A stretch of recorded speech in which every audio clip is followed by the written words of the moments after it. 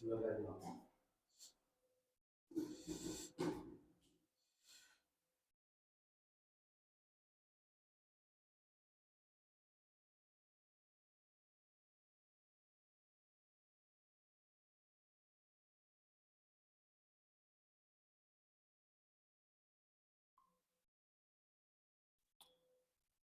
Everyone. आप में से जितने लोग कनेक्ट हो चुके हैं आप सबको गुड मॉर्निंग और मंडे का फ्रेश मॉर्निंग, क्योंकि हमारा वीक की शुरुआत आज ही है।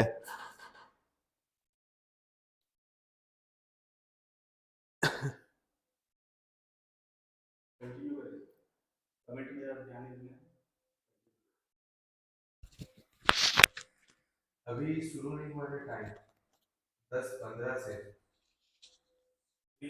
लाइव शुरू हो गए। हाँ, लाइव शुरू हो गए हम लोग 10:15 से।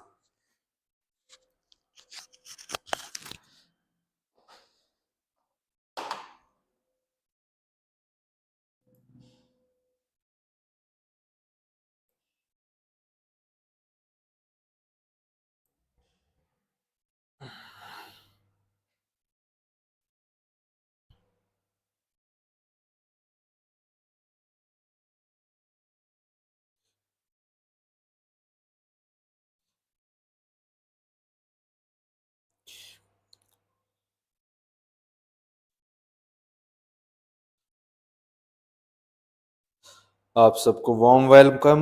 10:03 हो चुके हैं।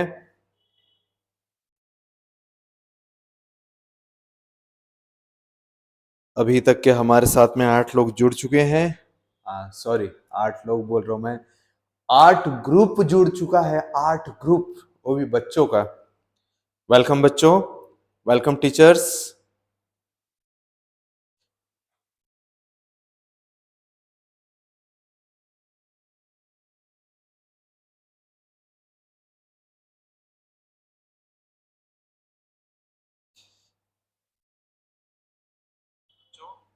Welcome teachers.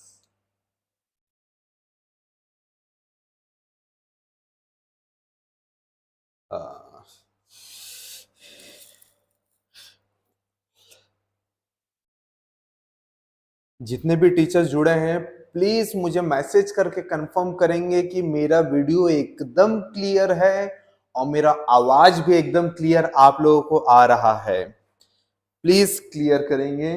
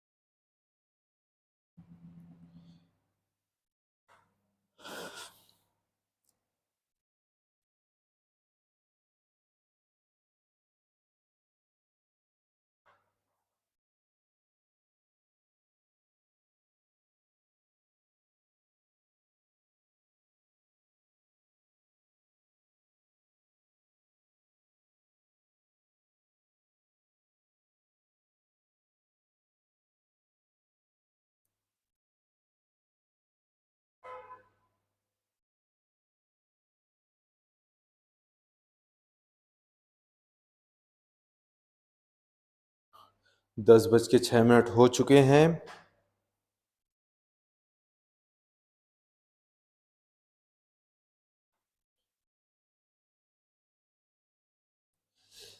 और 8 लोग जुड़ चुके हैं।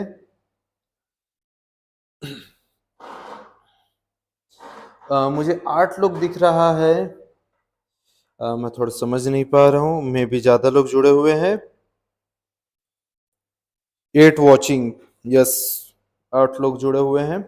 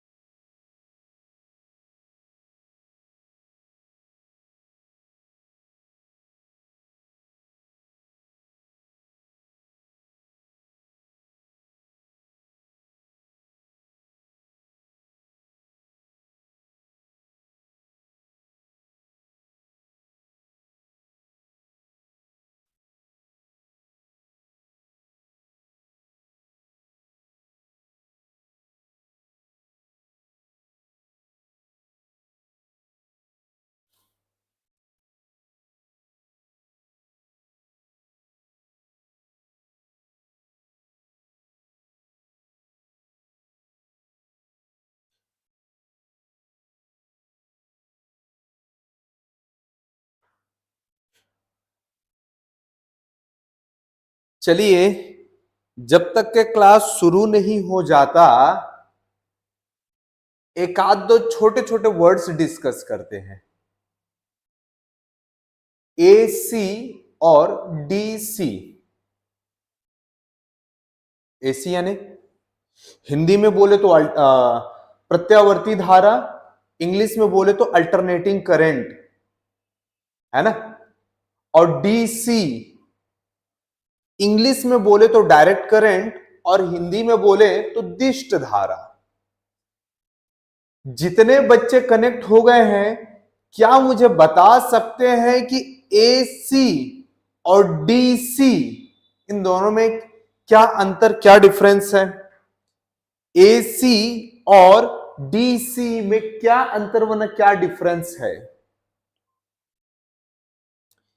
चलिए जल्दी से बच्चों।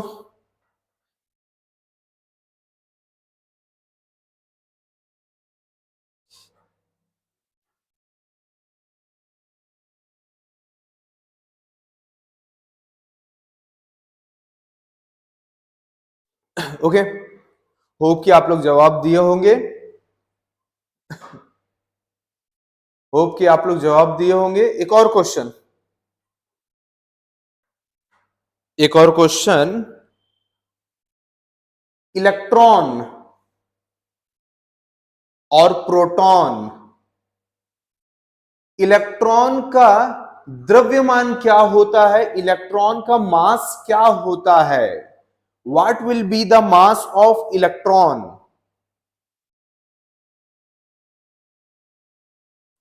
मैं बहुत ही बेसिक चीजें क्वेश्चन पूछ रहा हूं, यह हर बच्चों को पता होना चाहिए।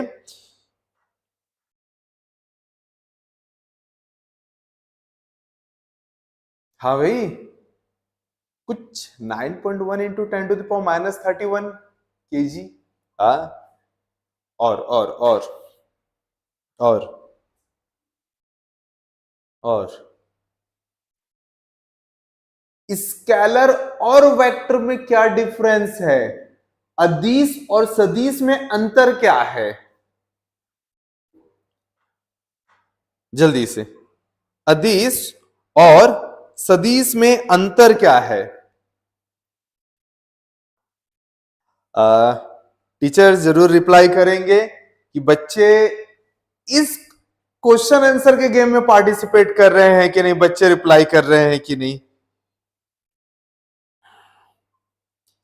ये बहुत बेसिक से क्वेश्चंस है और अगर इसमें बच्चे रिप्लाई देते हैं तो बच्चों के बेसिक भी क्लियर होंगे। 5 मिनट और बाकी है, 10:15 पे हमारे क्लासेस शुरू होंगे।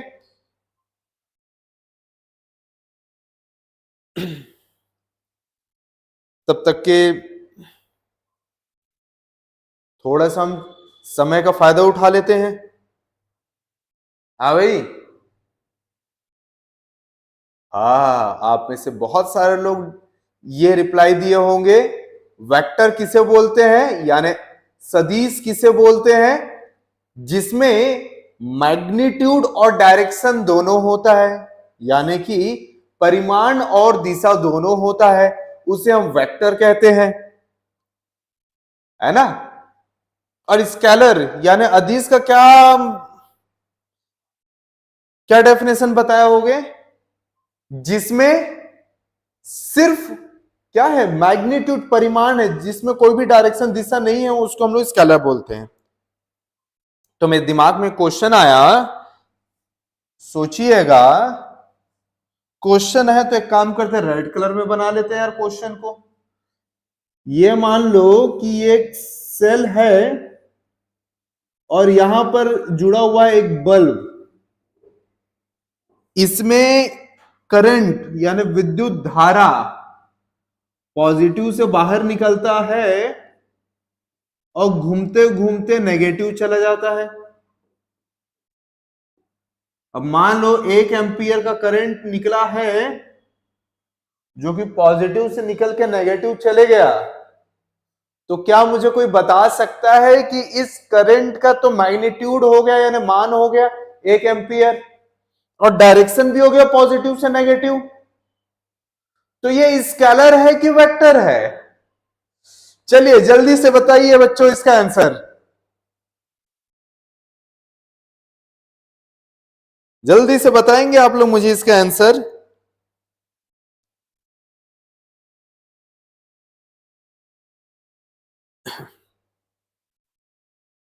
जल्दी से बताएंगे मुझे इसका आंसर क्या होगा। नहीं, आप लोग गलत समझे, क्योंकि थोड़ा सा और अब हम अपने स्केलर और वेक्टर के डेफिनेशन पे ऐड करने वाले हैं। ठीक है, क्या था यार, क्या था, कोई बताएगा क्या? भैया ये तो पहली बात स्केलर है ना, स्केलर यानी अदिश राशि है।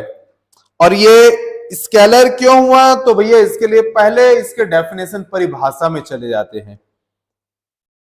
ठीक है, इसका डेफिनेशन किसका? वेक्टर का। वेक्टर का डेफिनेशन क्या है, मतलब अदिश का डेफिनेशन क्या है? हर वो फिजिकल क्वांटिटी जिसका मैग्नीट्यूड होता है, डायरेक्शन होता है, और इसके साथ में दो ऐसे फिजिकल क्वांटिटी को ऐड करने के लिए स्पेशल लॉ इस्तेमाल होता है, जैसे कि पैरेललोग्राम लॉ और ट्रायंगुलर लॉ। ऐसे क्वांटिटी को हम लोग बोलते हैं वेक्टर क्वांटिटी। हिंदी में रिपीट करूं, सदिश राशि उस राशि को बोला जाता है जब दो राशि को जोड़ने के लिए और क्या इस्तेमाल होता है? त्रिकोणीय नियम इस्तेमाल होता है, या फिर चतुर्भुज का नियम इस्तेमाल होता है, उसको हम बोलते हैं वेक्टर। ये एक्स्ट्रा डेफिनेशन में है। तो अब ध्यान से देखो, यहां पर अगर 1 एम्पीयर का करंट और उसके अलावा अगर 2 एम्पीयर का करंट और बह रहा है, तो एकदम सिंपल से हम लोग ऐड कर देंगे, इसको बोल देंगे ये 3 एम्पीयर हो गया। भैया ये तो कैसा तरीका है, ये हमारा अलजेब्रिक बीज गणित वाला तरीका है, ये कोई स्पेशल लॉ नहीं है। और इसका आंसर ये कैसी क्वांटिटी हो गई? हाँ भाई, इसका आंसर ये कैसी क्वांटिटी हो गई? ये स्केलर क्वांटिटी। और इसको समझने का एक और तरीका है बच्चों, देख लेना, इसको समझने का एक और तरीका है कि ये करंट का डायरेक्शन ऐसा है ना, अब कुछ भी कर लो यार, इसमें करंट का डायरेक्शन बदल नहीं सकते, नेगेटिव से पॉजिटिव तो कर नहीं सकते, और जब नेगेटिव से पॉजिटिव कर ही नहीं सकते तो यहाँ पर डायरेक्शन का क्या इफेक्ट हुआ? डायरेक्शन ही नहीं बदलेगा तो डायरेक्शन का इफेक्ट ही नहीं हुआ, और डायरेक्शन नहीं बदल रहा, डायरेक्शन का इफेक्ट नहीं हुआ। तो ऐसा क्वांटिटी, ऐसे राशियां जिनमें डायरेक्शन के इफेक्ट नहीं है, वो कैसी क्वांटिटी होती है बच्चों? बिल्कुल अदिश राशि, स्केलर क्वांटिटी। चलिए देखते हैं, हमारा टाइम हो चला है, 10:15 हो चुका है, और हम स्टार्ट करने जा रहे हैं आज की क्लास को। तो एक बार फिर से वेलकम आप सबको, जितने भी बच्चे जुड़े गए हैं, बहुत बढ़िया। और आप सबको गुड मॉर्निंग टीचर्स, होप आप सब मस्त हैं, स्वस्थ हैं, और आप सब फुल फ्रेश होके आए हैं। तो चलिए स्टार्ट करते हैं। स्टार्ट करने से पहले अभी तक के मैंने जो भी पढ़ाया था उसको रब कर देते हैं।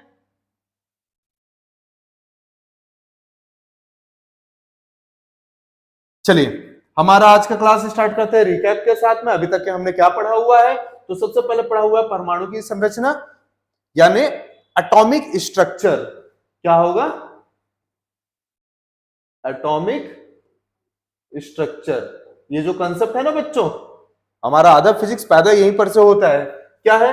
एक एटम यानी परमाणु के बीच में क्या होता है? न्यूक्लियस होता है, नाभिक होता है, जिसमें क्या क्या भरे होते हैं? प्रोटॉन और न्यूट्रॉन भरे होते हैं, जिसके चारों ओर इलेक्ट्रॉन गोल गोल गोल गोल रानी इटा पानी खेलते रहता है ना। अब इनमें से प्रोटॉन वरना इलेक्ट्रॉन कम वरना ज्यादा हो जाएगा, तो फिर ये क्या हो जाएगा? कोई भी एटम, कोई भी परमाणु चार्ज हो जाएगा। तो यहां पर से कंसेप्ट शुरू होता है। अगला चीज जो है आवेशों का गुण, यानी कि properties of charges. Properties of charges क्या होते हैं? तो सबसे पहले चार्जेस, ज्यादा स्पीड हो रहा हूं क्या? चलिए, तो पहला चार्ज क्या होता है? क्वांटाइजेशन, क्वांटीकरण, यानी Q का वैल्यू कितना होता है? Q इक्वल्स टू Ne होता है।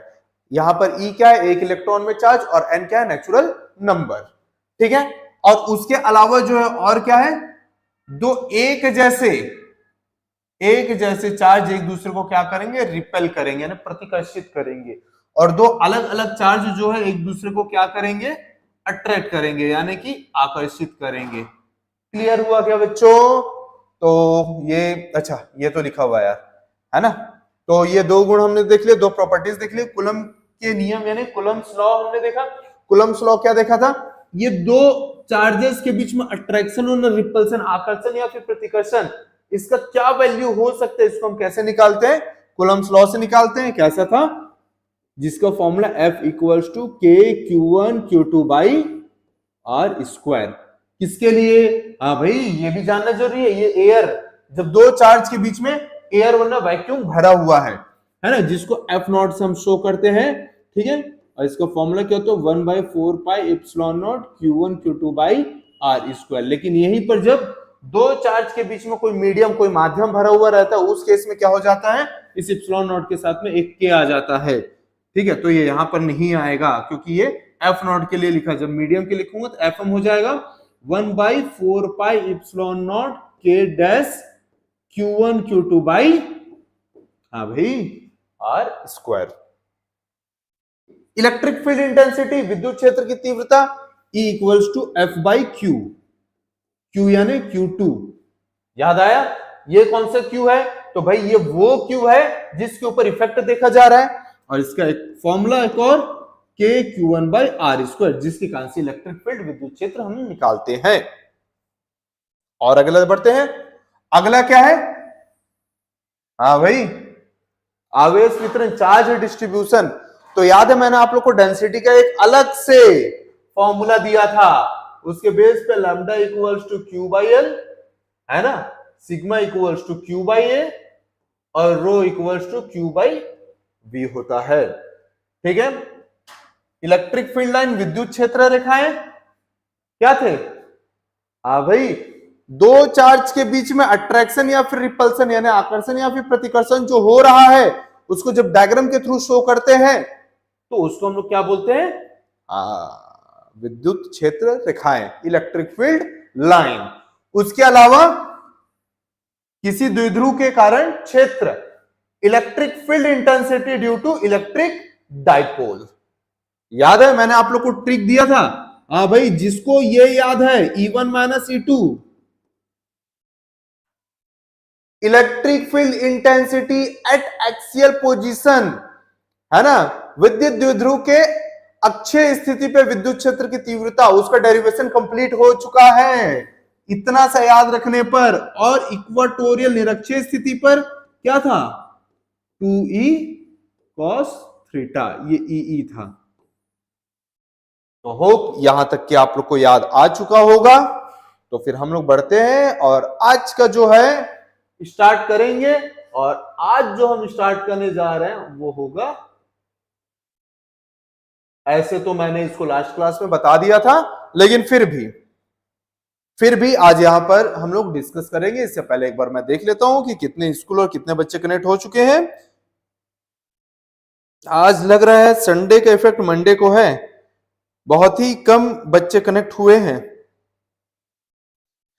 चलिए तो स्टार्ट करते हैं। आप सबको वेलकम। और हम पढ़ने वाले गॉस लॉ। गॉस लॉ से पहले जानना जरूरी है गॉसियन सरफेस, ठीक है। अब गॉसियन सरफेस यानी क्या होता है? तो एक चीज ध्यान से सुनिएगा। अब मान लीजिए यहां पर कोई पॉजिटिव चार्ज है, धन आवेश है, ठीक। अब ये पॉजिटिव चार्ज है तो हमने क्या सुना है भैया? हमने सुना है कि इसकी इलेक्ट्रिक फील्ड लाइन, विद्युत क्षेत्र रखा है चारों तरफ, यानी इलेक्ट्रिक फील्ड लाइन हर तरफ इक्वली ऐसा बाहर निकलेगा।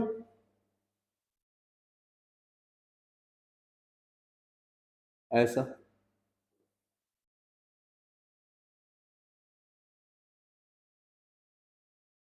और ये ऐसे नहीं निकलेगा, ये बाहर भी निकलेगा और पीछे की ओर भी जाएगा। हाँ, तो अगर मैं सेम टाइम पे इन सबको मिला दूं तो जो सरफेस बनेगा वो क्या कहलाएगा? गॉसियन सरफेस कहलाएगा। आया क्या समझ में? गॉसियन सतह कहलाएगा। चलिए, ये तो समझ में आ गया होगा आप सबको, ठीक है। तो स्टार्ट करते हैं आज पढ़ने वाले गॉस लॉ। गॉस लॉ क्या कहता है? तो गॉस लॉ कहता है कि भैया यहां पर एक कंसेप्ट आता है जो कि है flux phi E equals to line integral of E vector dot DS vector equals to 1 by epsilon naught into Q. ये हमारा गॉस लॉ कहता है। ऐसे तो गॉस लॉ, ऐसे तो फ्लक्स ये कहता है और इन पूरे को मिलाकर कौन बोलता है? गॉस लॉ कहता है। गॉस लॉ क्या कहते हैं? फाई ई इक्वल्स टू क्या होगा? Line integral of E vector dot DS vector equals to 1 by epsilon naught into Q. हाँ भाई, ये चीज तो ठीक है, तो फॉर्मूला है। और जिस बच्चे को ये फॉर्मूला याद हो चुका है, ये चैप्टर उसके लिए कंप्लीट हो चुका है भाई। सुन लो, जिस बच्चों को ये फॉर्मूला याद हो चुका है उस बच्चों के लिए ये चैप्टर कंप्लीट हो चुका है। हाँ, अब जितने भी डेरिवेशन आज करेंगे, आज लगभग पूरा डेरिवेशन कंप्लीट, और इस चैप्टर के पूरे डेरिवेशन को मैं कंप्लीट कर दूंगा। और इसके बाद में कल जब मतलब नेक्स्ट क्लास में जब हम लोग जुड़ेंगे तो इसको चैप्टर से क्वेश्चंस कैसे आते हैं वो देखेंगे। उससे पहले आप लोग को ये याद रखना है। चलिए, सबसे पहले 12th के पॉइंट ऑफ व्यू कि हमें ये प्रूफ करके दिखाना है, हमें ये प्रूफ करके दिखाना है। तो इससे पहले हमने पढ़ा था फ्लक्स। फ्लक्स क्या कहता है भाई? Phi E equals to E vector dot DS vector. हाँ, चलिए, फ्लक्स मैं किसके लिए निकालूं? तो ये पॉइंट चार्ज के लिए, ये बिंदु आवेश के लिए फ्लक्स निकालूंगा मैं। ठीक है, तो अभी तो मैंने थोड़ी देर पहले पढ़ा कि कोई भी चार्ज होता है तो ऐसा हर तरफ बाहर की ओर निकालते हुए दिखता है, और ऐसे अगर हम लोग उन सारे जो फील्ड लाइन है, जो क्या है, इस क्षेत्र की रेखाएं, इन सबको अगर जोड़ देंगे तो हमारा क्या बन जाएगा? गॉसियन सरफेस या फिर गॉसियन सतह बन जाएगा। अगर ध्यान से देखेंगे तो ये 2D में है ना, 2 विमी में है, और इस कारण से ये कैसे दिख रहा है? सर्कल, वृत्ताकार दिख रहा है। लेकिन 3D में होगा तो कैसे दिखेगा? बॉल दिखेगा। और बॉल क्या होता है? एक स्फीयर, एक गोलाकार होता है। और इस कारण से चलिए, तो अगर ये चीज समझ में आ गया तो आपका डेरिवेशन कंप्लीट हो चुका है। ठीक है, ऐसे तो हम लोग एकदम पुराना तरीका क्या इस्तेमाल करते हैं वो मैं आपको बता दूं। मैं सबसे पहले तो डॉट और इस वेक्टर को हटाएंगे, तो हम क्या करेंगे? ई डीएस कॉस थीटा लिखेंगे। ठीक है, और हम ऐसा मानेंगे कि ई और डीएस एक दूसरे के क्या है? पैरेलल, समांतर है। और पैरेलल समांतर है, इस कारण से थीटा की वैल्यू कितना हो जाएगा? 0 डिग्री हो जाएगा। और जब थीटा की वैल्यू 0 डिग्री होगा बच्चों, तो cos 0 की वैल्यू कितनी हो जाएगी? 1 हो जाएगी। और जब ये cos 0 की वैल्यू 1 यानी कि यहां पर पुट करोगे तो ये फाई का क्या वैल्यू आ जाएगा? ये भी देख लो, ये आ जाएगा ई डीएस। और अगर आप ई को बाहर निकाल देते हो तो हमारे पास बचेगा सिर्फ डीएस। बिल्कुल। और अब क्या होगा? ई की वैल्यू क्या हो जाएगा? 1 बाई, है ना भाई? ई का फॉर्मूला क्या था? ई का फॉर्मूला था के क्यू बाई आर स्क्वायर। तो मैं के मान को भी रख रहा हूं, के वैल्यू को भी पुट कर रहा हूं, तो क्या हो जाएगा? 1 by 4 pi epsilon not into Q by R square. और डीएस यानी कि अगर ये रेडियस आर है तो ये इसका क्षेत्रफल, इसका एरिया कितना हो जाएगा? एक स्फीयर का एरिया, एक गोलाकार का क्षेत्रफल कितना होता है? 4 पाई आर स्क्वायर। तो क्या हो जाएगा? 4 पाई आर स्क्वायर। और ये 4 पाई कैंसिल हो जाएगा, आर स्क्वायर कैंसिल हो जाएगा, 1 by epsilon not into Q आ जाएगा। तो ये किसके इक्वल टू आया? ये आया phi E equals to E vector dot DS vector. इसको बोलते हैं नॉर्मल जिंदगी, और हम लोग जिएंगे मेंटोस जिंदगी। चलिए, तो फिर हम लोग अपने मेंटोस जिंदगी को जीते हैं, और अब हम लोग ये इतने बड़े डेरिवेशन को एक लाइन में कवर कर देते हैं। हाँ भाई, इतने बड़े डेरिवेशन को 1 से 2 लाइन में कवर कर देते हैं। तो चलिए, ये ट्रिक तो आपको याद रखना है कि फाई ई इक्वल्स टू क्या होता है, ई वेक्टर डॉट डीएस वेक्टर होता है। मैंने ज्यादा कुछ नहीं करूंगा बच्चों, मैंने वेक्टर वगैरह सब कुछ हटा दे रहा हूं, मैं ई को बाहर निकाल दे रहा हूं मैं, ठीक है। और ये डीएस, ई का फॉर्मूला क्या होता है, के क्यू बाई आर स्क्वायर होता है। के का मतलब क्या है, 1/4 pi epsilon not into Q by R square. और डीएस क्या हो जाएगा भैया, जब भी हमें ऐसी नॉर्मली पूछेगा ना, नॉर्मली का मतलब क्या है, जब भी कोई स्पेशल, ये चार्ज जो है ऐसा शेप का है, ये आवेश का आकृति ऐसा, जब तक ऐसा कुछ ना बोले तब तक डीएस का वैल्यू जो हमेशा 4 पाई आर स्क्वायर, जो कि एक स्फीयर गोलाकार का होता है, ऐसा लेना है। तो क्या हो जाएगा 4 पाई आर स्क्वायर, ये 4 पाई और ये 4 पाई कैंसल, ये आर स्क्वायर कैंसल हो गया, प्रूफ। हाँ हो गया प्रूफ। क्या था, फाई ई इक्वल्स टू 1/इप्सिलॉन नॉट इंटू क्यू। होप आप लोग को समझ में और मजा भी आया होगा, ठीक है। तो ये फॉर्मूला याद है ना, बिल्कुल। अब ये फॉर्मूला अगर आपको याद है तो मैं पूरे चैप्टर को चलो जल्दी से अगले 15 मिनट में सारे डेरिवेशन को दो दो लाइन में कवर कर दे रहे हैं, दो दो लाइन पे कवर कर दे रहे हैं। चलिए देखते हैं। तो अगला है, क्या है, application of Gauss law. Application of Gauss law, जिसे क्या बोला जाता है, गॉस नियम के अनुप्रयोग। एप्लीकेशन ऑफ गॉस लॉ, एक बार देख लेते हैं कि कितने स्कूल जुड़ चुके हैं हमारे साथ में।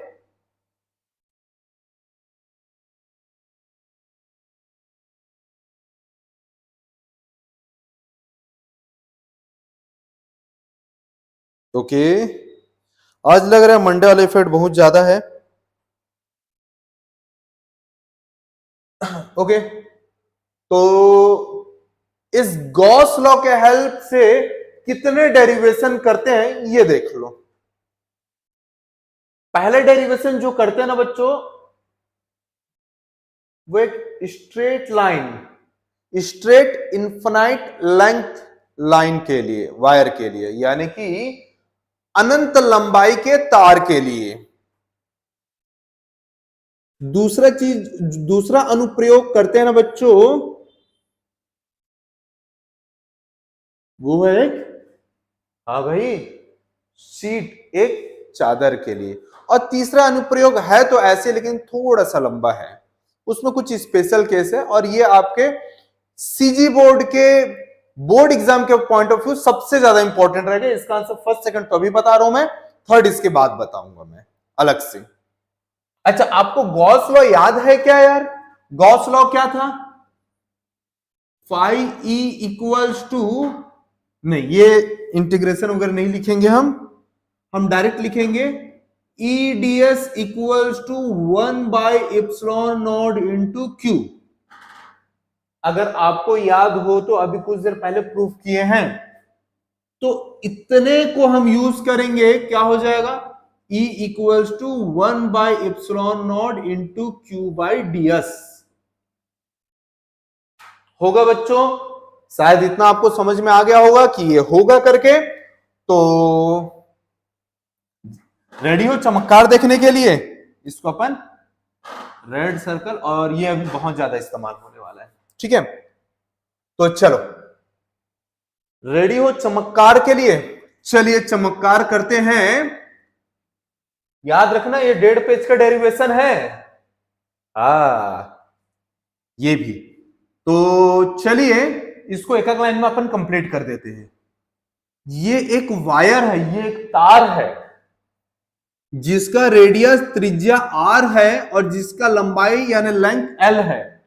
तो इसका एरिया कितना हो जाएगा, यानी ds कितना हो जाएगा यार, 2 पाई r l होगा। ओके, ये चीज समझ में आ गया होगा। ये एक शीट है, चादर है, जब इसमें चार्ज डालेंगे ना, ये देखिए, ये एक शीट है, एकदम पतला सा शीट है, जब इसमें चार्ज डालेंगे ना तो इस शीट के इस तरफ भी गॉसियन सरफेस और इस तरफ भी गॉसियन सरफेस बनेगा, जो कि एकदम सेम टू सेम, जितना इसका एरिया उतना ही एरिया या फिर क्षेत्रफल इस गॉसियन सरफेस होने गॉसियन सतह का होगा। और इस कारण से मैं इस शीट के लिए ds इक्वल्स टू क्या लिख दूंगा? जिन बच्चों को ये समझ में आ चुका है उन बच्चों के लिए डेरिवेशन खत्म हो चुका है। हाँ, बिल्कुल खत्म हो चुका है भैया। E का वैल्यू निकालना था, E का फॉर्मूला था 1/ε0। क्यों मैंने 1/ε0 लिखा? क्योंकि ε0 तो कांस्टेंट, उसकी वैल्यू बदल नहीं सकते। इनटू Q, ये भी डायरेक्ट क्यों सेम टू सेम लिख दिया? क्योंकि इसकी वैल्यू भी बदल नहीं सकते। लेकिन ds का वैल्यू तो ये लिख सकते हैं, लिख दो, डेरिवेशन कंप्लीट हो गया। हाँ भाई, डेरिवेशन कंप्लीट हो गया। ठीक है, तो मैं बच्चों आप लोग को फॉर्मूला तो इसी तरह से याद रटाने वाला हूं आप लोग को फॉर्मूला। और डेरिवेशन तो मेरी गारंटी है कि 1 मिनट में एक डेरिवेशन को आप लोग बना सकते हो।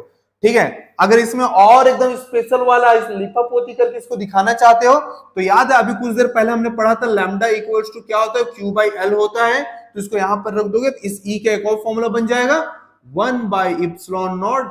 ये Q/L की जगह पे क्या हो जाएगा? Lambda upon 2πr। मजा आया?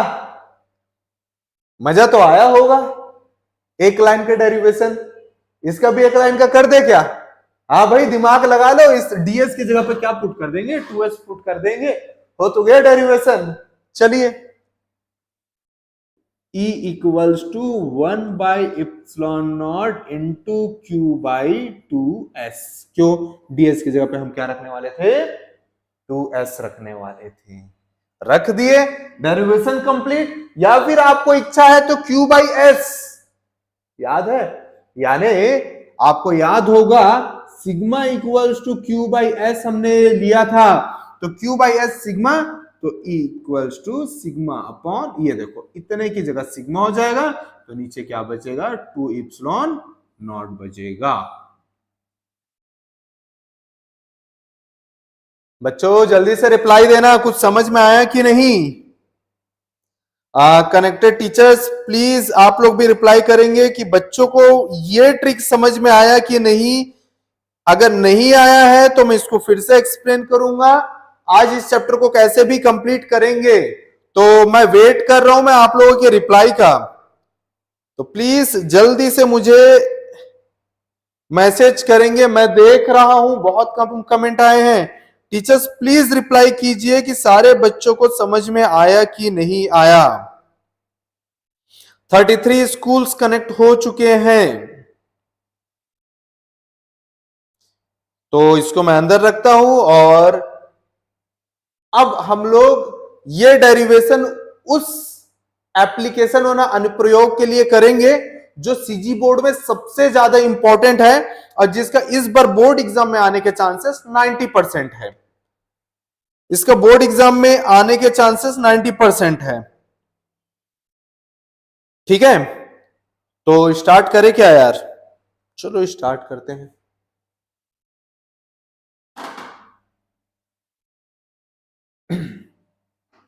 तो इस बार हम क्या करने वाले हैं?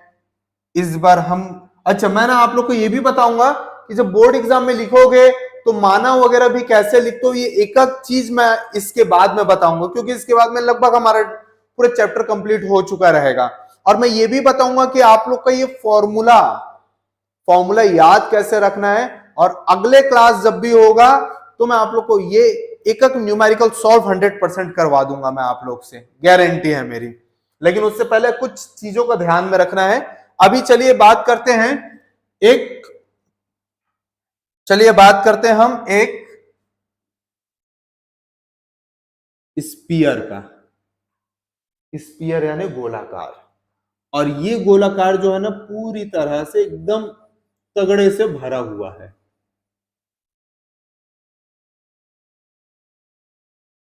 भर देते हैं यार, हमने ऐसे तो बहुत सारे रंगोली खेले हैं, होली खेले हैं, इसको भी रंग लगा देते हैं।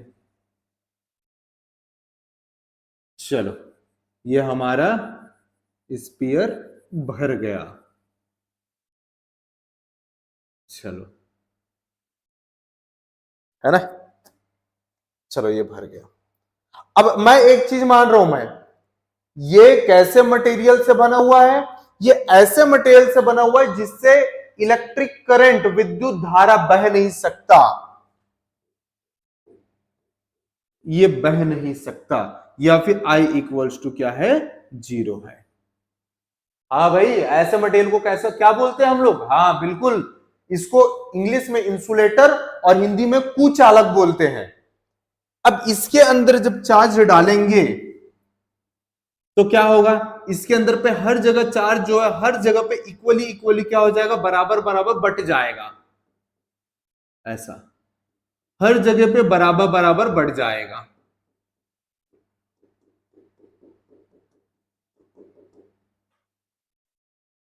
है ना? अब ध्यान देना बच्चों, मैंने क्या बोला कि ये क्या है, एक स्फीयर है, गोलाकार है, और ये पूरी तरह से भरा हुआ है। तो इसमें जो घनत्व, डेंसिटी जो हम देखेंगे वो कौन से देखेंगे? Rho equals to Q by V देखेंगे। हाँ, ये पहले से आप लोग ध्यान रखोगे। अब सुन लो बच्चों, हम क्या निकाल रहे हैं? विद्युत क्षेत्र की तीव्रता, इंग्लिश में बोलूं तो इलेक्ट्रिक फील्ड इंटेंसिटी। लेकिन ये जो इलेक्ट्रिक फील्ड, विद्युत क्षेत्र जिसे हम ई से शो करते हैं, वो पर्टिकुलर किसी पॉइंट पे निकालते हैं, ऐसा नहीं कि कहीं पर भी निकाल दिए। जैसे कि ये पूरा स्फीयर है, इसके बाहर यहां पर निकाल देता हूं मैं, इसको पॉइंट 1 बोल देता हूं मैं। इसके बाद में इसके सरफेस, इसके सतह पर निकाल देता हूं, इसको पॉइंट 2। अच्छा, दूसरा कलर इस्तेमाल कर लेते हैं, इसको पॉइंट 1 बोल देते हैं, इसको पॉइंट 2 बोल देते हैं, और इसके अंदर में कहीं पर उसको पॉइंट 3 बोल देते हैं, और इसके सेंटर पर पॉइंट 4 बोल देते हैं। आया क्या समझ में? ऐसे तो जनरली 1, 2 और 3 के लिए निकालने बोला जाता है, लेकिन हम 4 में भी निकाल देंगे। और निकालने का तरीका क्या रहेगा यार? वही ट्रिक हमारा क्या था, अभी थोड़ा देर पहले पढ़े थे हम लोग, E equals to 1 by epsilon not into Q by ds। हाँ, क्यू बाई ds। ठीक है, चलिए फर्स्ट पॉइंट के लिए निकालता हूं। फर्स्ट पॉइंट के लिए मैं E को E1 लिख देता हूं, क्या हो जाएगा? 1 बाई इप्सिलॉन नॉट। अब E1 पे देखता हूं मैं, E1 पे देखता हूं कि कितना चार्ज यहां पर के, अगर गॉसियन सरफेस बनाता हूं, गॉसियन सतह बनाता हूं, तो इसके अंदर पर कितने चार्ज होंगे देखते हैं। मान लो यहां पर Q चार्ज डाला मैं, तो अगर E1 के लिए देखूं तो ऐसा गॉसियन सरफेस यानी गॉसियन सतह बनेगा। तो यहां पर तो पूरे के पूरे चार्ज इसके अंदर पे आ रहे हैं। इस कारण से क्या हो जाएगा हमारा? Q upon ds। तो इस गॉसियन सरफेस का अगर मैं रेडियस को r1 ले लेता हूं, तो इसके लिए ds क्या हो जाएगा? 4 पाई r स्क्वायर, वरना r1 स्क्वायर, 4 पाई r1 स्क्वायर। आया क्या समझ में बच्चों? चलिए E2 के लिए निकालते हैं। तो E2 के लिए निकालेंगे, इसके बाजू में ही बना देते हैं। E2 इक्वल्स टू क्या हो जाएगा? 1 बाई इप्सिलॉन नॉट। और अगर यहां पर कोई ऐसा गॉसियन सरफेस हम बनाते हैं, तो इसके अंदर अब भी पूरे के पूरे चार्ज आ रहे हैं, इसका मतलब यहां पर भी Q लिखेंगे अपॉन ये रेडियस को अगर मैं R2 बोल देता हूं, इस त्रिज्या को अगर R2 बोल देता हूं, तो आप फॉर्मूला क्या बन जाएगा? 4 पाई R2 का स्क्वायर। यहां तक के कोई दिक्कत नहीं था, आप भी जब बनाते होगे, वरना जब पढ़े होगे तो यहां तक के कोई दिक्कत नहीं गया होगा। दिक्कत अब जाएगा, क्या जाएगा देखते हैं। E3 के लिए चलिए E3 को जो है ना हम अलग कलर से करेंगे। किससे करें भाई? ये ग्रीन से कर देते हैं। E3 के लिए अगर गॉसियन सरफेस बनाएंगे तो ऐसा बनेगा। हाँ, और अगर अब देखेंगे ये हरा वाला जगह, तो यहां पर चार्ज जो है वो पूरे के कंपैरिजन कम भरा हुआ है। मैं ये मान लेता हूं कि यहां पर चार्ज Q डैश भरा हुआ है, मुझे इस Q डैश को निकालना होगा और उसी फॉर्मूले में पुट करना होगा। आया क्या समझ में? अब पुराने में जाते हैं। पुराना यानी आपको याद होगा मैंने आप लोग को चार्ज डेंसिटी आवेश घनत्व बताया था। ये देखो, एक काम करेंगे, यहां पर के लिए चार्ज डेंसिटी आवेश घनत्व निकालेंगे और इस पूरे के लिए निकालेंगे, फिर दोनों को इक्वल कर देंगे। क्योंकि मैंने क्या बोला था कि भैया पूरे बॉडी में बराबर बराबर बटा हुआ है, बराबर बराबर बटा हुआ है। इसका क्या मतलब हुआ?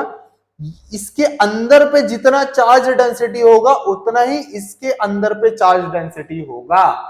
चलिए यहां पर के चार्ज डेंसिटी को रो डैश यानी आवेश घनत्व को रो डैश और पूरे को हम लोग रो मान लेते हैं, लिख देते हैं यार, रो डैश इक्वल्स टू रो। चलिए इसको व्हाइट में कन्वर्ट कर लेते हैं, फॉर्मूला लगा देते हैं यार, क्या था? Q बाई V, लेकिन रो डैश के लिए Q डैश,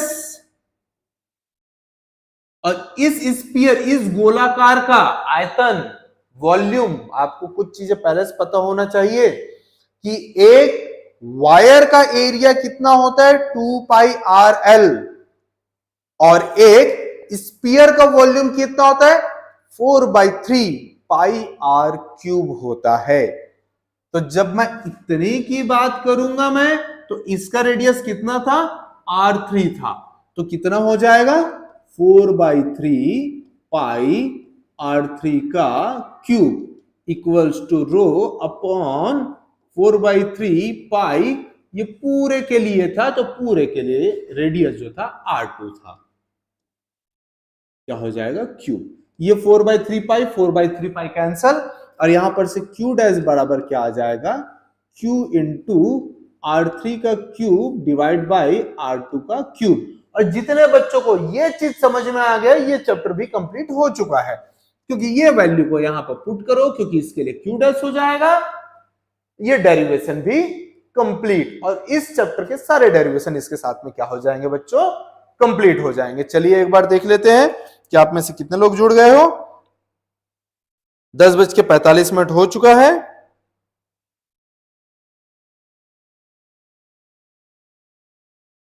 आज पूरी तरह से मंडे वाला इफेक्ट लग रहा है बच्चों, पूरी तरह से मंडे वाला इफेक्ट लग रहा है।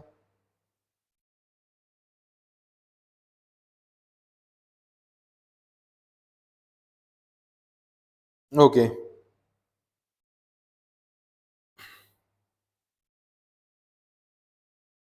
चलिए अब ये वैल्यू अगर इसमें पुट करते हैं तो क्या बन जाएगा? तो ये बन जाएगा E3 के लिए, क्या हो जाएगा E3 के लिए यार? तो E3 के लिए सब तो एज इट इज लिखना है 1/ε0। यहां पर Q नहीं होगा, यहां पर Q डैश होगा। क्यों? मैंने आप लोग को पहले ही बता दिया कि E3 के लिए ये क्या हो जाएगा? ये हो जाएगा ds, और इसके अंदर जितना चार्ज भरा होगा वही ये होगा, वो Q डैश। ठीक है, तो Q डैश को हमने क्या निकाला है? Q इंटू R3 का क्यूब अपॉन R2 का क्यूब इंटू हमने 1/ε0 का वैल्यू लिख दिया, यहां पे Q की वैल्यू लिख दिया, और ds बचा हुआ है। तो इसका रेडियस कितना था? R3 था, तो इसका रेडियस कितना हो जाएगा? 1/4 पाई R3 का स्क्वायर। तो ध्यान से देखो, यहां पे R3 का क्यूब और यहां पर स्क्वायर है, तो ये और ये कैंसिल हो जाएगा, और E3 का क्या फॉर्मूला बन जाएगा? E3 equals to 1/ε0 into Q R3 by R2 का क्यूब। बस यही से दिक्कत होता है। हमने 4 पाई छोड़ दिया, सॉरी। क्लियर हुआ बच्चों? तो होप आपको ये पूरे डेरिवेशन समझ में आया होगा। तो चलिए मैं एक काम करूं क्या, जितने भी ट्रिक थे पूरे को एक जगह लिख दूं क्या? मजा आ जाएगा। हाँ बिल्कुल, पूरे जितने भी थे सबको मैं एक जगह लिख देता हूं मैं, है ना? और उसके बाद में जो है पूरे के लिए एक जगह पर लिख देता हूं मैं, है ना, और उसको आप लोग रोजाना रिवाइज कीजिए, ठीक है। और यहीं पर से फॉर्मूला भी याद रखना है बच्चों। मैंने अभी तक न्यूमेरिकल इसी कारण से स्टार्ट नहीं किया है कि पूरे का ट्रिक एक बार बता दूं मैं, फिर आप लोग को पूरा फॉर्मूला। तो चलिए एक माइंड मैप बनाते हैं। और ये ना बच्चों, आप लोग क्या करो, कॉपी के बीच वाला पेज के उखाड़ का मस्त रंग बिरंगा अभी नहीं, घर जाकर लिख के रखोगे। इस चैप्टर के जितने भी फॉर्मूले हैं सबको यहां पर, जितने भी इंपॉर्टेंट पॉइंट है सब चीज को यहां पर मैं लिख दे रहा हूं, ठीक है। तो चलिए इस चैप्टर में जो सबसे पहला हम लोग जो पढ़े थे, है ना, सबसे पहला चीज जो पढ़े थे वो था एफ का फॉर्मूला, एफ इक्वल्स टू के Q1 Q2 by R square. और बच्चों इसके बाद मैं न्यूमेरिकल कराऊंगा, न्यूमेरिकल पे ये चीज होना चाहिए, ये चीज, ये जो मैंने बीच का एक पेज उखाड़ के रंग बिरंगा कलर में लिखने के लिए बोला है, ठीक है, ये चीज होना चाहिए। चलिए दूसरा चीज इसके बाद में क्या पढ़े, इसके बाद में ई पढ़े, और ई का फॉर्मूला क्या था यार, के Q1 बाई आर स्क्वायर, है ना, equals to F by Q2। चलिए इसका यूनिट भी लिख लेते हैं ताकि आप लोग को यूनिट में भी कोई कंफ्यूजन न जाए। ये फोर्स है, बल है, और फोर्स और बल का यूनिट कितना होता है, न्यूटन होता है, ठीक है। ये इलेक्ट्रिक फील्ड इंटेंसिटी है, विद्युत क्षेत्र की तीव्रता, जिसका एसआई यूनिट क्या होता है, वोल्ट पर मीटर या फिर न्यूटन पर कूलम। एक अच्छी चीज, ये सारी चीज को अपने ऐप में डाल के रखा हूं मैं लक्ष्यकोट एकेडमी के नाम से। हाँ भाई ये देखो नाम, इस नाम का ऐप भी है। मैं सारे टीचर्स और स्टूडेंट्स को रिक्वेस्ट करूंगा बिल्कुल डाउनलोड कर लीजिए। और आप लोग के लिए हम लोग इसके पीडीएफ और ये वीडियोस के अलावा भी वीडियोस रिकॉर्ड कर करके हम लोग डाल रहे हैं इस ऐप पे, तो फिर कनेक्ट हो जाइए यार। अच्छा ये हो गया, लेकिन यहां पर ई के लिए एक और चीज ध्यान देने वाली बात है, और ये है किसका, एक डायरेक्शन है, कहां से कहां तक, पॉजिटिव से नेगेटिव की ओर एक डायरेक्शन है। क्लियर है। इसके अलावा हमने क्या पढ़ा है, इसके अलावा जो हमने पढ़ा है वो है एक्सियल पोजीशन पे इलेक्ट्रिक फील्ड इंटेंसिटी, यानी किसी द्विध्रुव के अक्षीय स्थिति पर विद्युत क्षेत्र की तीव्रता, और ई एक्सियल का फॉर्मूला, इससे पहले ट्रिक E1 माइनस E2, और ये फॉर्मूला क्या था, 2pk अपॉन आर क्यूब। भाई इसका ऐसा यूनिट क्या होगा, यही तो होगा, दोनों तो ई है, किसी भी पोजीशन पे रहे, कहीं पर भी रहे, किसी के लिए भी निकाले, ई का हमेशा सेम यूनिट रहेगा। अच्छा फोर्थ जो है इक्वाटोरियल पोजीशन यानी निरक्षीय स्थिति, और इसके लिए फॉर्मूला क्या था, ट्रिक क्या था, 2e cos थीटा, और इसका फॉर्मूला क्या था, pk अपॉन आर क्यूब। याद आया क्या। और इन दोनों बीच में रिलेशन भी था, ई ए इक्वल्स टू 2e।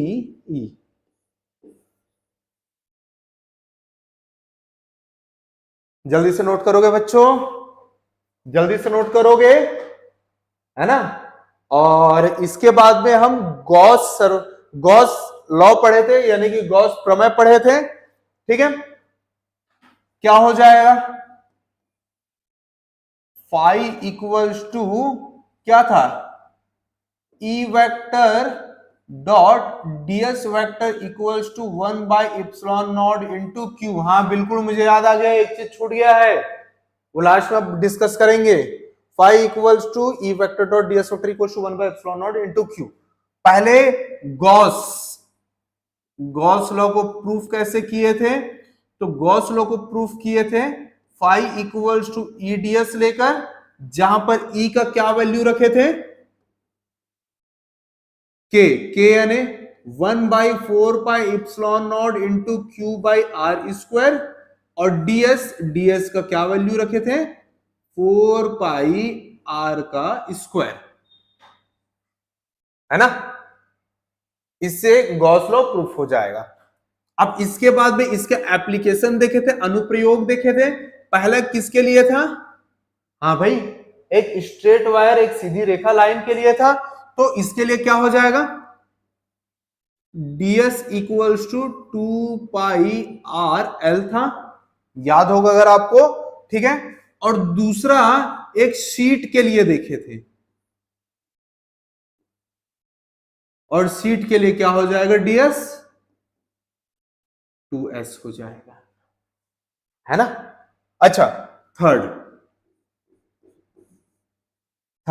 आपको याद है हम लोग थर्ड किसके लिए देखे थे, एक स्पीयर के लिए देखे थे, एक गोलाकार के लिए देखे थे।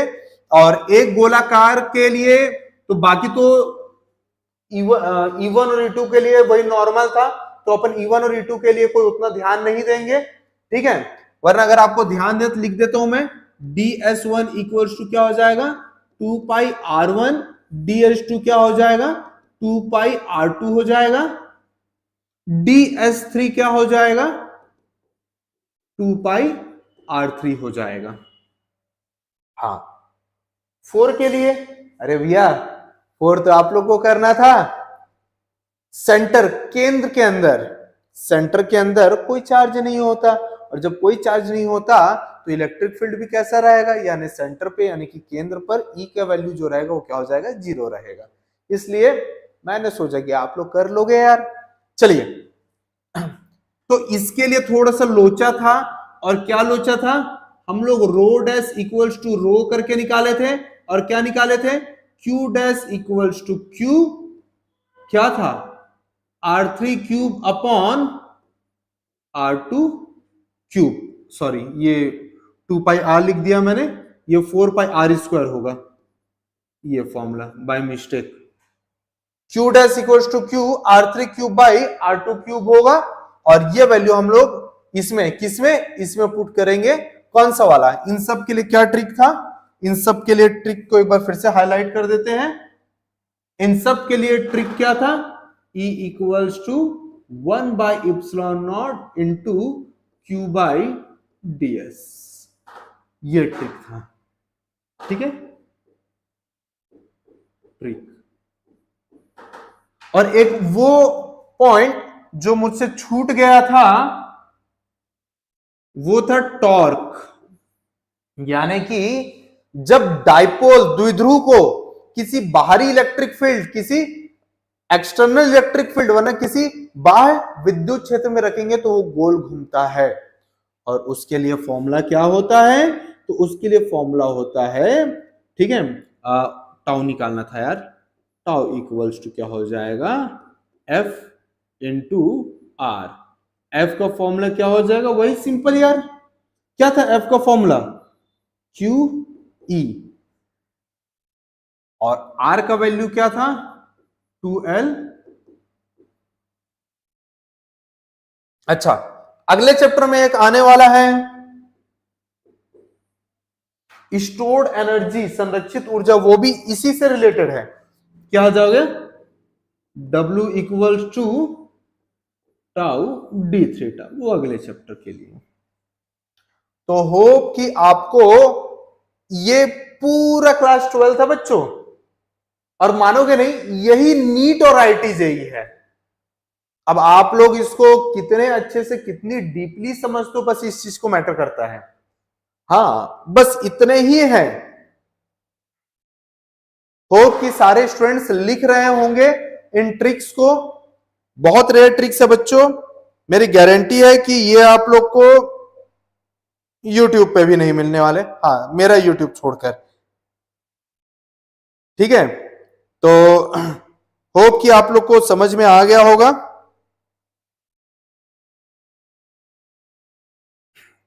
तो बहुत ही कम बच्चे जुड़े हुए हैं, बहुत ही कम स्कूल जुड़े हुए हैं आज, पता नहीं ऐसा क्यों। तो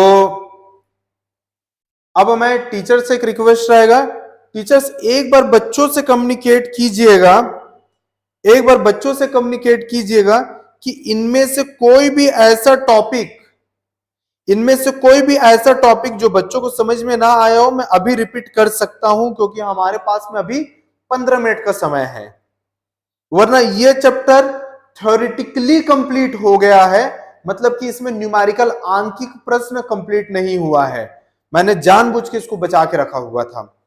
तो प्लीज टीचर्स एक बार जो है बच्चों से डिस्कस करेंगे कि क्या ये सारे चीजें क्लियर हुआ, और नहीं हुआ है तो फिर मैं अभी जो टॉपिक क्लियर नहीं हुआ है मैं उसको एक्सप्लेन करने को रेडी हूं। थोड़ा सा स्पीड में बात करके बताएंगे, कमेंट करेंगे जल्दी से, जल्दी से कमेंट करेंगे।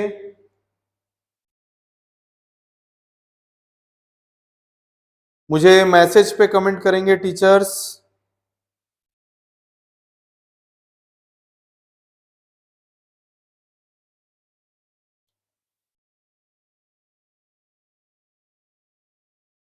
मुझे किसी भी टीचर का रिप्लाई नहीं आया है।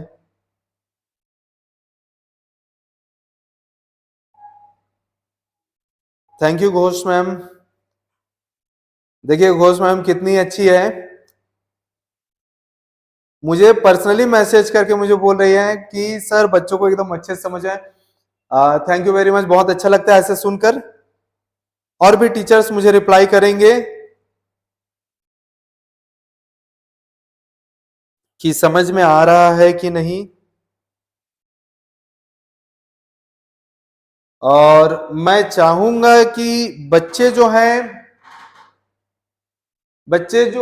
बीच का पेज उखाड़े, और इतने को अगर एक पेज में आता है तो और भी अच्छी बात है, और एक पेज में अगर आपसे नहीं आएगा तो बीच के 2 पेज निकालेंगे कॉपी से और इसको लिख के लाएंगे नेक्स्ट क्लास पे। क्योंकि मैं नेक्स्ट जब न्यूमेरिकल करवाऊंगा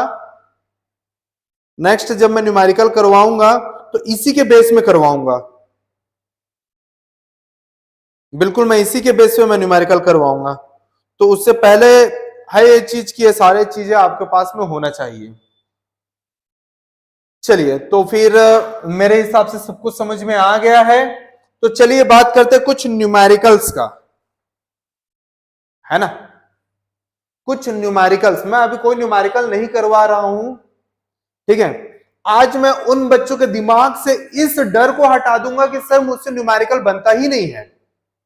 हाँ, आपके दिमाग से बिल्कुल ये चीज हटा दूंगा कि सर मेरे से ये न्यूमेरिकल बनता ही नहीं है।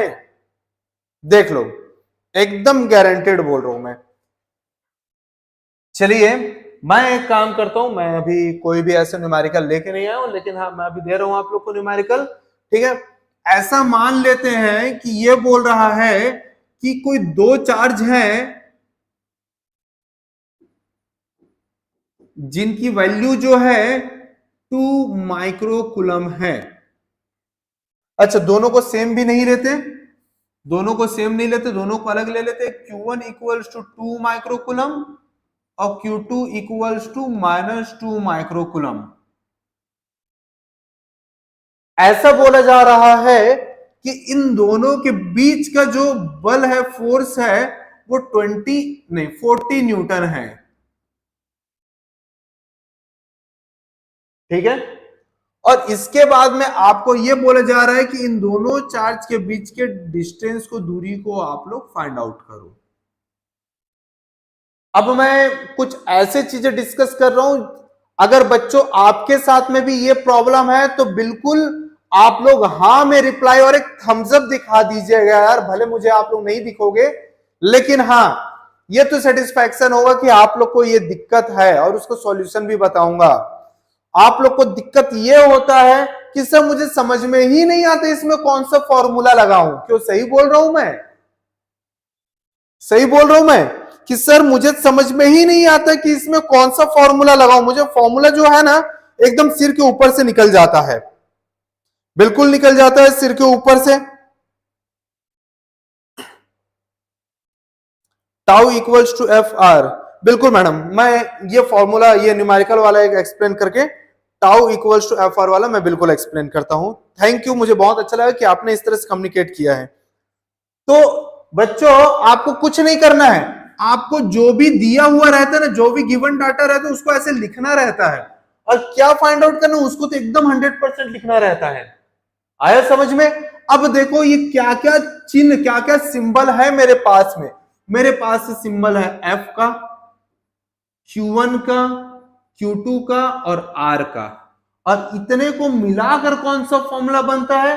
तो भैया इतने को मिलाकर जो फॉर्मूला बनता है वो बनता है F equals to K Q1 Q2 by R square, जहां पर K चिन्ह सिंबल नहीं दिया हुआ है, लेकिन फिर भी मैंने K क्यों लिखा? क्योंकि उसकी वैल्यू मुझे पहले से पता है, कांस्टेंट है, तो लिख दिए यार। यहाँ पे F के जगह पे 40 रख दिए, K की जगह पे 9 इंटू 10 टू दावर 9।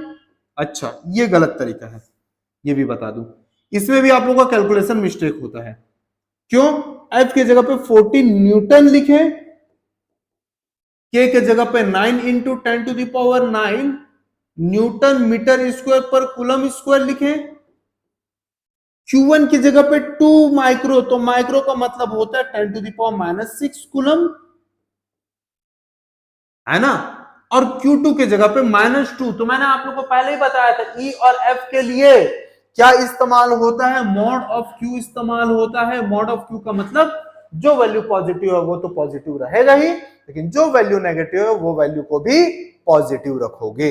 इसका मतलब जो वैल्यू नेगेटिव है उसको भी आप कैसे रखोगे? पॉजिटिव रखोगे, यानी कि 2 into 10 to the power minus 6 coulomb divide by R square.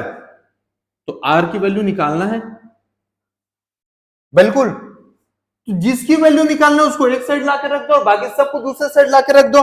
तो भाई इस R को इधर और 40 को उधर ले जाके रखूंगा तो देख लेते हैं कैसा बन जाएगा। R स्क्वायर इधर आ जाएगा और स्क्वायर है तो अंडर रूट इधर चला जाएगा और नीचे 40 न्यूटन। क्या होगा? ये 2 2 4 और ये 10, ये न्यूटन और न्यूटन कैंसिल, कूलम इसको इधर से 2 कूलम कैंसिल हो जाएगा। क्या बच जाएगा बच्चों? 9 इंटू 10 टू दावर 9 और क्या बचे? Metre square into 10 to the power minus 6 into 10 to the power minus 6 और नीचे से 10 ऊपर चले जाएगा तो 10 टू दावर माइनस 1। लो, बस इतना ही था। चलिए, तो होप कि हम न्यूमेरिकल कैसे करते हैं ये समझ में आया होगा। ठीक है, मुझे एक कमेंट आया था कि tau equals to F R समझ में नहीं आया है, तो मैंने पूरे कंसेप्ट को आप लोग को एक्सप्लेन कर देता हूं कि ये tau equals to F R होता क्या चीज है और किस तरह से आता है। सबसे पहली बात तो आपको बता दो बेटा कि ये कंसेप्ट क्या है।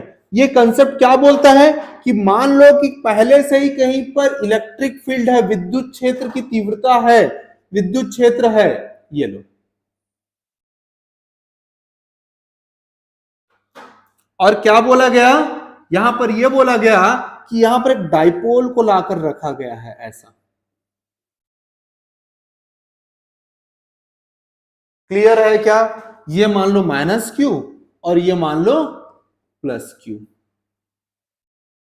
तो क्या होगा भाई? हमें तो ऑलरेडी ये चीज पता है। क्या चीज पता है? मैंने आप लोगों को पहले ही बोला था कि ये जो विद्युत बल रेखा है, इलेक्ट्रिक फील्ड लाइन है, ये पॉजिटिव से बाहर निकलकर नेगेटिव की ओर जाते हुए दिखता है। इसका मतलब ये -Q जो प्लस की ओर अट्रैक्ट होते हुए दिखेगा और ये +Q ये माइनस की ओर अट्रैक्ट होते हुए दिखेगा। और इस केस में जब ऐसा खिंचाएगा तो ये जो सिस्टम है पूरा ये ऐसा गोल घूमने की कोशिश करेगा। आया समझ में? तो जो इसको गोल घुमाता है उसको हम लोग बोलते हैं टॉर्क, जिसको हम लोग किससे दर्शाते हैं? टाउ से। इसको क्या बोलते हैं बच्चों? टॉर्क बोलते हैं, जिसे किससे शो करते हैं? टाउ से। चलो, टाउ से शो करते हैं, बहुत अच्छी बात है। ये ऐसा गोल घूमने की कोशिश करेगा। तो यहां पर क्या है? इसका फॉर्मूला है एक्चुअली में ये R vector sorry tau vector equals to R vector cross F vector है, जो कि आपके 11th में टॉपिक है। और क्या हो जाएगा? R F sine theta. Clear हुआ बच्चों? तो अपन इतना नहीं जाएंगे, अपन अभी क्या करेंगे? अभी सिर्फ सदिश राशि को लेंगे आर इंटू एफ। आर क्या है? जो भी बल लग रहा है, ये देखो एक बल इधर लग रहा है और उतना ही बल इधर लग रहा है। और एफ बराबर क्या होता है? Q E. याद आया? अभी थोड़ी देर पहले हमने पढ़ा था, हमने ये नहीं पढ़ा था, E equals to F by Q पढ़ा था। तो यहां पर एफ इक्वल्स टू क्या हो जाएगा बच्चों? क्यू ई हो जाएगा। तो ये फोर्स भी कितना लग रहा है, क्यू इंटू ई लग रहा है। और हमें आर का मतलब क्या है, इन दोनों फोर्स के बीच की डिस्टेंस। लेकिन ये डिस्टेंस तो है नहीं, लेकिन मुझे कुछ चीजें पता है। मैं एक काम कर रहा हूं कि ये जो द्विध्रुव है, ये जो डाइपोल है, इसको अलग से बना रहा हूं। चलिए अलग से बना देते हैं। ये ऐसा, जिसके बीच में डिस्टेंस है, जिसके बीच का डिस्टेंस यानी ये चार्ज और ये चार्ज के बीच का डिस्टेंस 12। और मैं ऐसा मानता हूं कि आपको शायद पता हो, याद हो कि मैंने ये P का डायरेक्शन बताया था, है ना, और ये किसका डायरेक्शन है, E का। इन दोनों के बीच का जो एंगल है वो थीटा। तो आपको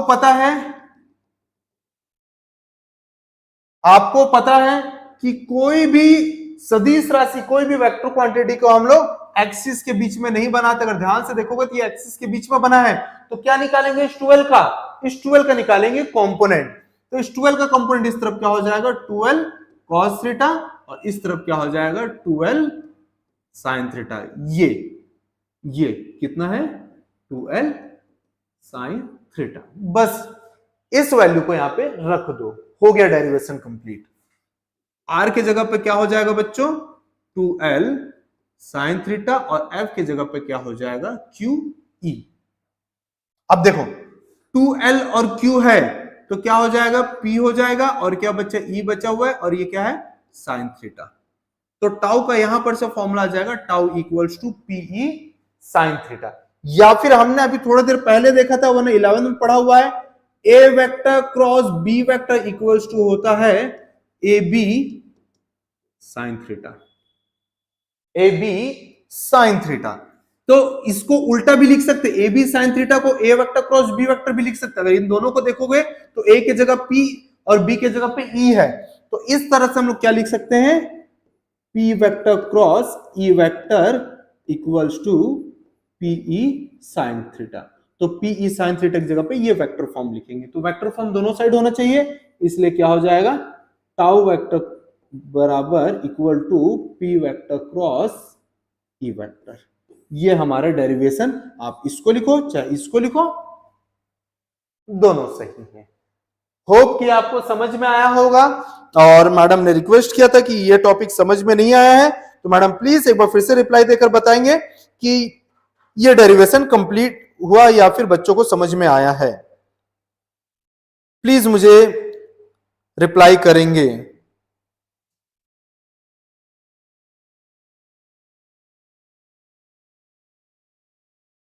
तो होप आपको समझ में आया होगा। और कोई ऐसा चीज जो आपको समझ में नहीं आ रहा है तो प्लीज मुझे जल्द से जल्द रिप्लाई करते, प्लीज मुझे जल्द से जल्द रिप्लाई करते। मैं बिल्कुल इस चीज को मैं आप लोग को एक्सप्लेन करने की कोशिश करूंगा।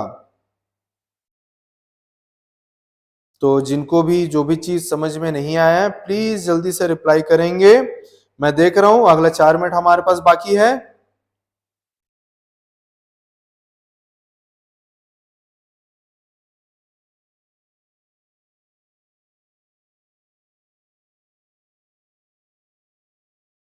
प्लीज जल्दी से, मैं काम करता हूं याला नहीं।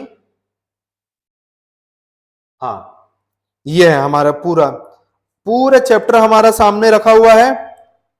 जल्दी से मुझे रिप्लाई करके बताएंगे। और कोई ऐसा टॉपिक जो एक्सप्लेन करना चाहिए तो मैं बिल्कुल एक्सप्लेन करने को रेडी हूं, लेकिन बताएंगे मुझे। हाँ, एक बहुत इंपॉर्टेंट चीज कि भैया डाउनलोड जरूर कर लीजिएगा, डाउनलोड जरूर कर लीजिएगा ऐप को। ये देखो सर्कल लगा हुआ है, बहुत ही अच्छे अच्छे चीज मैं डालता हूं, मैं मेरे टीम के द्वारा डाला जाता है इसमें।